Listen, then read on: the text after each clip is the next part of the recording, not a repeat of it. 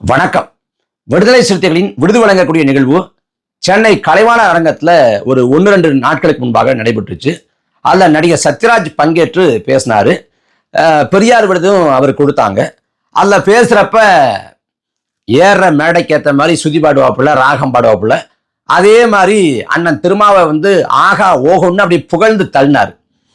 அதில் நமக்கு பிரச்சனை இல்லை. ஆனால் அந்த பேச்சில் போகிற போக்கில் தமிழ் தேசியர்களை சீன்றாப்புல. அதுதான் நமக்கு பிரச்சனையா இருக்கு. என்ன சொல்றாருன்னா, இங்க கடவுள் இருக்கா இல்லையாங்கிறது பிரச்சனை இல்லை, சாதி ஒழிப்பே தமிழ் தேசியம், சாதியை வச்சுக்கிட்டு தமிழ் தேசியம் எப்படி சாத்தியமாகும்? இங்க ஆணவ கொலை நடக்குது. அந்த ஆணவ கொலை யாரு பண்றா? ஜப்பான்காரனா சைனாக்காரனா? தமிழன் தானே தமிழ்ல வெட்டுறான். அப்ப சாதியை வச்சுக்கிட்டு தமிழ் தேசியம் எப்படி மலரும், படைக்க முடியும் அப்படிங்கிற கேள்வி எழுப்புறாரு. கடவுள் இருக்கா இல்லையாங்கிறது பிரச்சனை இல்லை அப்படின்னு சத்யராஜ் சொல்றாரு. ஆனா கடவுள் மறுப்பு தான் முதன்மையான கோட்பாடு அப்படின்னு பெரியார் இவரா சொன்னார். அதுல சாதியை ஒழிப்பதற்கான, ஏன்னா சாதி அப்படின்னா சாதி எல்லாமே சாஸ்திரங்கள் புராணங்கள் கற்பிக்குது. அந்த புராணங்கள் எல்லாமே கடவுள் பேர்ல சொல்லப்படுது.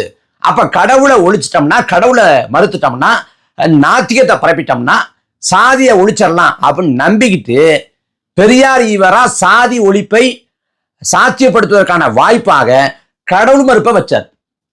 ஆனா இங்க யாரு சத்யராஜ் கடவுள் இருக்கா இல்லையாங்கிறது பிரச்சனை இல்லை அப்படிங்கிறாப்புல. அப்புறம் சம்பந்தமே இல்லாம சாதி ஒழிப்பே தமிழ் தேசியம், சாதி ஒழிப்பே தமிழ் தேசியம், சாதியை வச்சுக்கிட்டு எப்படி தமிழ் தேசியம் படைக்க முடியும் அப்படிங்கிறாப்புல. சாதியை வச்சுக்கிட்டு தான் தமிழ் தேசியம் படைக்க முடியும்னு யார் சொன்னா? எந்த தமிழ் தேசிய தலைவர் சொன்னார்? அண்ணன் சீமானா, ஐயா மணியரசனா, இல்ல ஐயா நெடுமாறனா, ஐயா தியாகுவா, இல்ல ஐயா சிவா ஆதித்யநாதா, ஐயா மாபோசியா, ஐயா கலிவர்மாலா, அண்ணன் தமிழரசனா? யார் சொன்ன சாதி வேணும், சாதியை வச்சுக்கிட்டு தான் தமிழ் தேசத்தை படைக்க முடியும், சாதி அவசியம், சாதியை ஒழிக்க கூடாதுன்னு இந்த தலைவர்கள்ல யார் சொன்ன? யாருமே சொல்லலையே. அப்ப தமிழ் தேசியர்கள் சாதியை ஆதரிப்பது போலவும், சாதியும் வேணும் தமிழ் தேசியம் வேணும் அப்படின்னு சொல்வது போலவும் ஏன் திட்டமிட்டு ஒரு கருத்துருவாக்கத்தை இந்த நடிகர் சத்யராஜ் மேற்கொள்ளணும்? அப்புறம் சொல்றாப்புல, ஆணவ கொலை இங்க நடக்குது, யார் பண்றா? சைனாக்காரன் பண்றானா இல்ல ஜப்பான்காரன் பண்றானா அப்படிங்கிறாப்புல. தமிழர்கள் தான் திராவிடர்கள், தமிழர்கள் தான் திராவிடர்கள், தமிழ் தான் திராவிடம், நாம் எல்லாம் திராவிட இனத்தை சேர்ந்தவங்க, திராவிடியன் ஸ்டாக், தமிழ்நாட்டில் வாழக்கூடிய தமிழர்கள் எல்லாம் திராவிடர்கள் அப்படின்னு இவ்வளவு நாளா பேசுறாங்க. ஆனா ஆணவ கொலை நடக்கிறப்ப மட்டும் அந்த ஆணவ கொலையை பண்றவன் தமிழ் தான் எப்படி மாறிடுறான்? மற்ற நேரம்லாம் திராவிட தான் இருக்கான், ஆணவ கொலை பண்ண மட்டும் தமிழ் தான். ஒரு பெருமிதம் வருது, ஒரு சிறப்பு வருது அப்படின்னா திராவிடம் நாங்க தான் பண்ணோங்கிறது.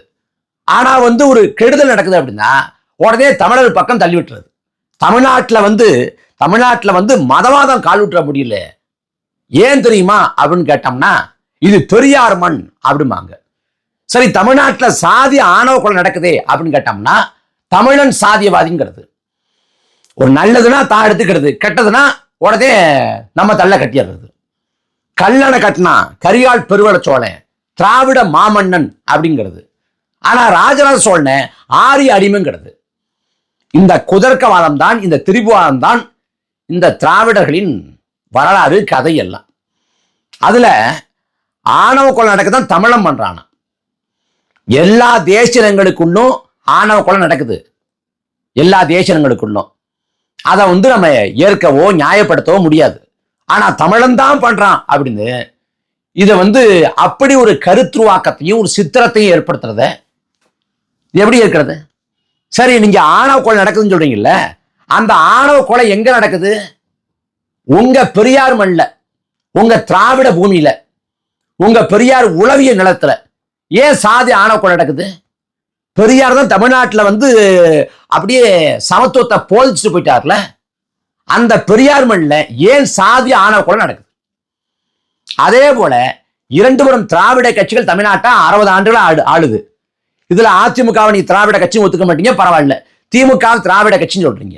இப்ப திமுகவோட ஆட்சி காலத்துல தொடர்ச்சிய பல சாதி ஆணவ கொலைகள். அந்த ஆணவ கொலையை திமுக அரசு தடுக்க முடியுதுன்னு கூட வச்சுக்கோமே. ஆனா ஆணவ கொலைகளுக்கு எதிராக ஒரு சட்டம் இயற்றணும் அப்படிங்கிற கோரிக்கை நெடுநாளாக பல ஆண்டுகளாக வைக்கப்பட்டு வருது.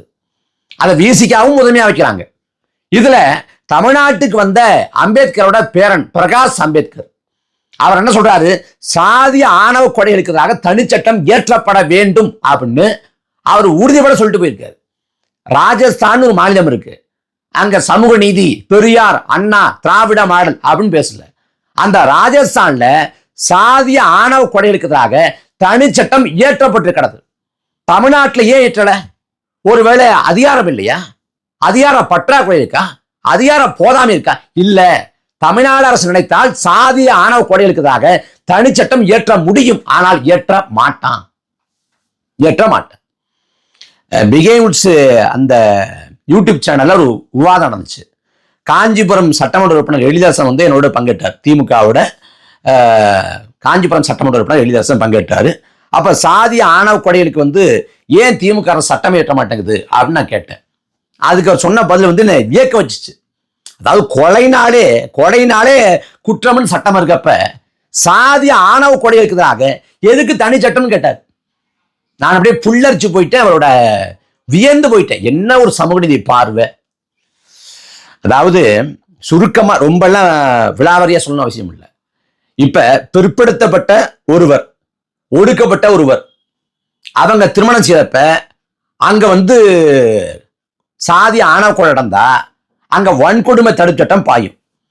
ஆனா இங்க ஒடுக்கப்பட்ட சமூகங்களுக்கு இடையே, அதிலே மேல கிழந்து அடுக்கு இருக்குல்ல, அந்த ஒடுக்கப்பட்ட சமூகங்களுக்கு இடையே ஆணவ கொலை நடந்தா அங்க வந்து இந்த வன்கொடுமை தடுப்பு சட்டம் பாயாது, ஒருபோதும் பாயாது. அதே போல இந்த பிற்படுத்தப்பட்டவர் ஒடுக்கப்பட்டவர் அவங்க திருமணம் செய்யறப்ப அந்த ஒடுக்கப்பட்டவர் கொலை செய்யப்படாம பிற்படுத்தப்பட்டவர் கொலை செய்யப்பட்டா அங்க வன்கொடுமை தடுப்பு சட்டம் பாயாது. அப்ப இதுல இருக்கக்கூடிய குறைபாடுகள் காரணமாத்தான், குறைபாடுனா இந்த ஆணவ கொலைக்கு வந்து அது சரியா பொருந்தாததுனால ஆணவ கொலைக்கு வந்து தனியா ஒரு சட்டம் வேணும் அப்படிங்கிற கோரிக்கை வந்து வைக்கிறாங்க. அந்த தனி சட்டத்தை இயற்ற மறுப்பது இதே திமுக அரசு. அதை பத்தி பேசுவாரா? பாராளுமன்றத்தில் கனிமொழி பேசுறாங்க, ஆணவ கொலைகளுக்கு எதிராக தனி சட்டம் இயற்றணும்னு கடந்த காலத்துல. ஆனா தமிழ்நாடு சட்டமன்றத்துல இன்னைக்கு திமுக அரசு இயற்றம் இருக்குது. அது குறித்து சத்யராஜ் பேசுவாரா? சத்யராஜ் சாதியை அவங்க ஒழிக்கிறாங்களா? திமுக ஒழிக்குமா? திராவிடம் அப்படியே சாதியை ஒழிச்சு கிழிக்கிற மாதிரியும், தமிழ் தேசம் தான் சாதியை வளர்த்து அப்படியே எரிய வர்ற மாதிரியும் தமிழ் தேசியர்களுக்கு பாடம். உங்க திராவிட மாடலோட அமைச்சர் மூர்த்தி சொன்னாரே, நாங்க ஆண்ட பரம்பரைனாரே. ஆண்ட பரம்பரை, அது என்ன ஆண்ட பரம்பரை? அங்க என்ன வருது? உங்க திராவிட மாடல் அரசியலான வேங்கவேல பாதிக்கப்பட்ட ஒடுக்கப்பட்ட மக்களை குற்றவாளி கொண்டே ஏற்றி அந்த சிக்கலே ஒண்ணும் இல்லாம நீர்த்து போக வச்சாங்க. மேல்பாதியில கோயிலுக்குள்ள வந்து ஒடுக்கப்பட்ட ஆதி தொல்குடி மக்கள் போக முடியலங்கிறப்ப அந்த கோயிலுக்கு பூட்டு போட்டது உங்க திராவிட மாடல் அரசு தானே. தமிழ்நாட்டில் பல கோயில்கள்ல ஒடுக்கப்பட்ட ஆதி தொல்குடி மக்கள் வந்து நுழைய முடியல, கோயிலுக்குள்ள போக முடியல. அங்க எல்லாம் வந்து ஒரு சமத்துவத்தை ஏற்படுத்தி அந்த ஆதி தொல்குடி மக்கள் போவதற்கான வாய்ப்பை ஏற்படுத்த வேண்டிய திமுக அரசு அப்படி செஞ்சா ஒரு சாராரின் வாக்கை இழக்க நேடுங்கிறதுனால என்ன பண்ணுதுன்னா, ஒட்டுமொத்தமா அந்த பிரச்சனையை அப்படியே கிடப்பில போட்டுறது. கோயிலுக்கு பூட்டை போடு, சீலை வை அப்படின்னு. இது எல்லாம் சத்யராஜுக்கு தெரியுமா? அங்க சாதி ஒழிப்பு என்ன லட்சணத்தை இருக்குது? திராவிடம் சாதியை ஒழிச்சிருச்சா? திராவிடம் உங்களோட வந்து இப்ப திமுகவோட கூட்டணி இருக்கக்கூடிய கட்சிகள், அதுல பார்க்கறப்ப கொங்கு ஈஸ்வரன் கட்சி என்ன கட்சி? அண்ணன் கருணாசோட கட்சி என்ன கட்சி? சமூக நீதி கட்சியா இல்ல சாதிய பெருமிதம் பேசக்கூடிய கட்சியா? அப்ப அங்க எல்லாம் நீங்க சாதி குடித்தான சாதி ஒழிப்பு தான் திராவிடம் அப்படின்னு பேச மாட்டீங்க.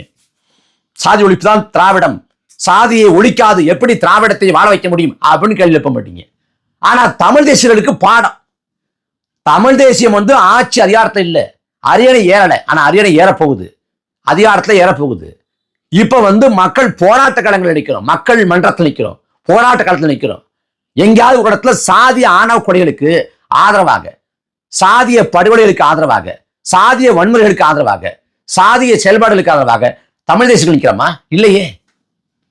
இதே ஆட்சியில வந்து திருவண்ணாமலை பக்கம் அருந்ததிய மக்கள் தாக்குதலுக்கு உள்ளானப்ப நாம் தமிழர் கட்சி ஆதரவாக குரல் எழுப்பியது. ஆனா நாம் தமிழர் கட்சி செஞ்சா இங்க தமிழ் தேசியர்களுக்கு பாடம். இதே திமுக ஆட்சி காலத்துல மோரூர்ல, சேலம் மோரூர்ல வந்து கொடியேற்ற முடியல, தமிழ்நாடு முழுக்க விசிக கொடியேற்ற முடியலன்னு கதறுது பதறுது. சாதி ஒழிப்பு பேசக்கூடிய திராவிடம் விசிக கொடியேற்ற விட வேண்டியதானே? சரி, அவ்வளவு வேண்டாம், நம்ம இதுக்கு போவோமே.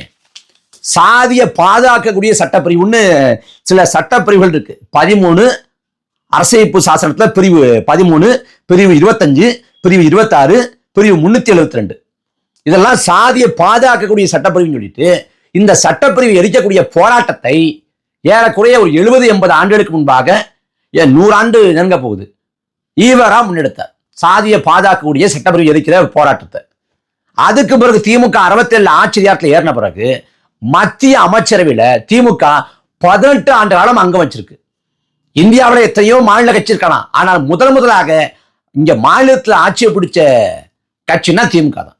அதே போல இந்தியாவில் எத்தனையோ மாநில கட்சி இருந்தாலும் மத்திய அமைச்சரவையில அதிகப்படியா பங்கேற்ற ஒரு மாநில கட்சினா திமுக தான். வாஜ்பாய், மன்மோகன் சிங், ஐக்கிய குஜரால், தேவகவுடா, விபி சிங் அப்படின்னு பல பிரதமருக்கு கீழே அமைச்சரவை பகிர்ந்து கொண்ட கட்சி திமுக. குறிப்பா 99 தொடங்கி 2013 வரை தொடர்ச்சியாக 14 ஆண்டுகள் வாஜ்பாய் பிரதமராக இருக்கப்பவும் மத்திய அமைச்சர் இருந்துச்சு, மன்மோகன் சிங் பிரதமராக இருக்கப்பவும் மத்திய அமைச்சர்கள் திமுக இருந்துச்சு. அந்த காலகட்டங்களில் இந்த சாதியை பாதுகாக்கக்கூடிய சட்டப்பிரிவு 13, 25, 26, 372 இதெல்லாம் நீக்கிட்டாங்களா? எங்களுக்கு பாரம் எடுக்கிறார்ல புரட்சி தமிழன் சத்யராஜ். இந்தியாவிலே மலக்குழிகள் மரணத்துல தமிழ்நாடு தான் முதலிடம். இந்தியாவிலே 2016 தொடங்கி 2025 வரையிலான இந்த 9 ஆண்டு காலத்துல ஏறக்குறைய 70க்கும் மேற்பட்ட மலக்குழி மரணங்கள். மனித மலத்தை வந்து மனிதன் அள்ளக்கூடாதுன்னு 2013 சட்டம் இயற்றப்பட்டு விட்டது. மீறி அள்ள வைக்கப்பட்டாங்கன்னா 3 ஆண்டு சிறை தண்டனை, 2 லட்சம் ரூபாய் அபராதம். இருந்த போதிலும் தமிழ்நாட்டுல குறிப்பா இவங்க சமூக நீதி பேசுறாங்களே, இந்த தமிழ்நாட்டுல மனித கழிவை மனிதன் தான் அள்ளுறான். அப்படி கழிவை அள்ளணும்னா 58 பாதுகாப்பு உபகரணங்களை வந்து கொடுக்கணும் அப்படின்னு சொல்லிட்டு சட்டம் சொல்லுது. ஆனா கையுறை இல்லாம திமுக சட்டமன்ற உறுப்பினர் முன்னிலையிலேயே அவங்க வந்து சாக்கடாடுறாங்க. அது யார் அல்றா? விளிம்பு நிலையில் இருக்கக்கூடிய அருந்ததிய மக்கள் தான் அல்றாங்க. அப்ப சாதி அடிப்படையில தான் அவங்க வந்து அந்த வேலையை செய்ய பணிக்கப்படுறாங்க. அவங்களுக்கு வேற வேலை வாய்ப்பு, மறுவாழ்வு அது கொடுத்து திமுக அரசு பண்ணதா?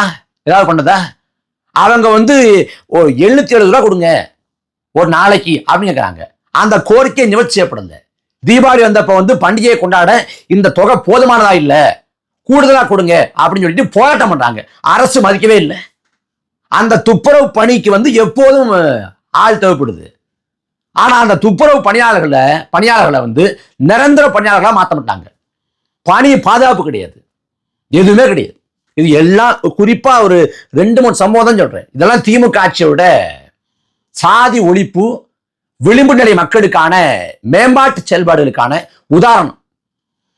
இல்ல பாடம் இருக்கிறார்ல யாரு? ஐயா சத்யராஜ்.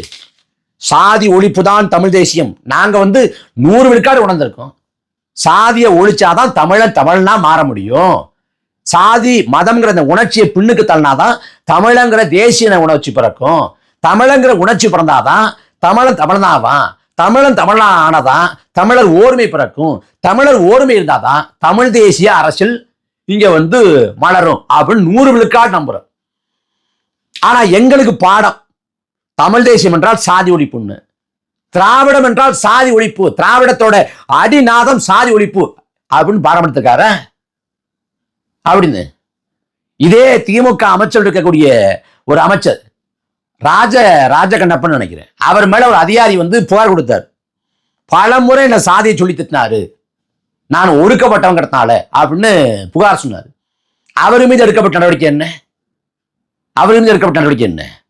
இதுல வந்து அமைச்சர் பொன்முடி ஒரு ஒடுக்கப்பட்ட ஆதி தொல்குடி மகளை வந்து மேடல வச்சுக்கிட்டு நீ எச்சிதானம்மா அப்படின்னு கேட்டு அவமானப்படுத்தினாரு.